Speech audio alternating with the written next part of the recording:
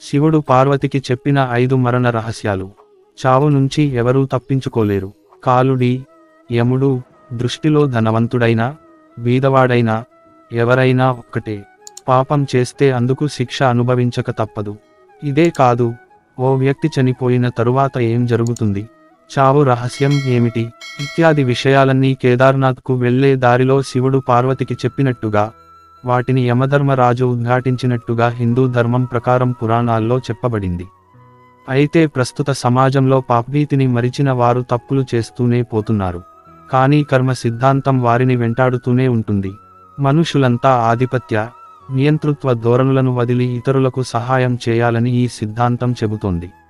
దీని సంగతి పక్కన పెడితే మనిషికి చెందిన 5 చావు రహస్యాలను యమధర్మరాజు చిన్నారి నచికేతకు చెప్పినట్టుగా పురాణాల ప్రకారం తెలుస్తోంది. ఆ రహస్యాలను గురించి ఇప్పుడు తెలుసుకుందాం. 1. ఓంకారం, పరమాత్మ స్వరూపం. మనిషి హృదయంలో బ్రహ్మ నివసిస్తాడు. 2. యమధర్మరాజు చెప్పిన ప్రకారం మనిషి చనిపోయినా అతని ఆత్మ చావదు. దేహాన్ని ఏం చేసినా కూడా ఆత్మ అందుకు ఏమీ చేయలేదు. 3. ఆత్మకు జననం లేదు, మరణం లేదు. 4. మనిషి చనిపోయాడంటే అతని పుట్టుక, చావు అనే చక్రం పూర్తి అయినట్టే.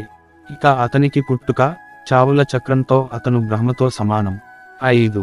యమధర్మరాజు చెప్పిన దాని ప్రకారం దేవుణ్ణి నమ్మని మనుష్యులు చావు తర్వాత ఆత్మగా మారి ప్రశాంతత కోసం చూస్తారు.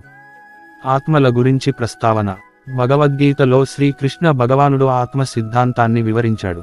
ఆత్మ నాశనం కానిది, శస్త్రం ఏది ఛేదించలేనిది, అగ్ని దహించలేనిది, నీరు తడుపలేనిది, వాయువు అర్పలేనిది అని వివరించాడు.